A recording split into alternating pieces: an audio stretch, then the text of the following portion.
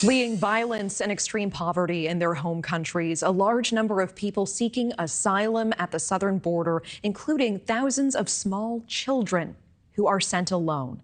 Just 4 days ago, authorities in Texas saying they found these two small kids by themselves, just 4 and 7 years old, left with only a note at the Rio Grande.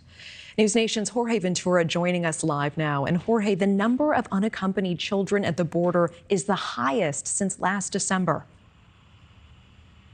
Yeah, that's right, Natasha. As of today, there are more than 10,000 unaccompanied children in the custody of Health and Human Services. And last month, officials registered around 7,500 unaccompanied children in their custody. This is a major area of concern for federal officials because of the brutal conditions on the southern border with triple-digit heat, as smugglers often leave these migrant children all by themselves on the border as soon as they reach the U.S.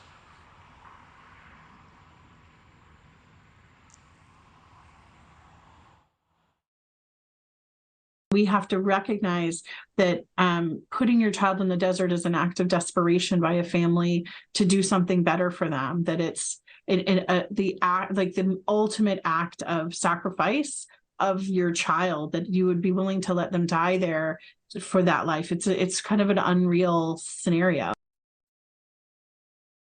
NBC report revealed some shocking statistics that found that some of the Biden administration now is turning a smaller percentage of asylum seekers back to Mexico. Nearly 1,000 migrants have been sent back across the border since Title 42 ended back in May, in comparison to nearly 3,000 a day in April. And according to the Office of Health and Human Services, since 2012, more than 600,000 unaccompanied children have been released into the U.S. with no immigration courts. However, immigration activists do say that they are worried that some of these children are being released to sponsors who are exploiting them for child labor, Natasha.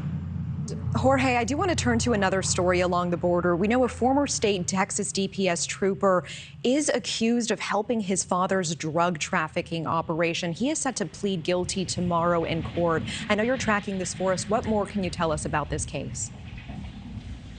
Yes, a former DPS trooper by the name of Pablo Tavera from Far, Texas, is expected to appear in court tomorrow, and he's going to plead guilty to making a false statement to the FBI. It is a deal that prosecutors have agreed to that would then drop a drug charging case against Pablo. Now, Pablo's family is actually involved in a drug trafficking organization. Pablo's father and his uncle were in charge of a drug trafficking organization that shipped methamphetamine from Texas to Tennessee. And according to documents filed by prosecutors, the FBI spent 2 years investigating the crime organization, which agents named Talavera DTO. Pablo, his father and uncle and sister-in-law were arrested back in 2021. Pablo told the FBI he did not know his father was a drug trafficker, but it turns out that he did. Court documents reveal in 2019, Pablo knew about his father's criminal activities when he was kidnapped in Mexico by a cartel. The FBI spent roughly 2 years investigating Talavera's organization. His father and sister-in-law have pleaded guilty, but his uncle has not. But we do expect Pablo tomorrow to plead guilty to making that false statement towards the FBI, Natasha. All right, Jorge Ventura with that live update for us tonight. Thank you so much.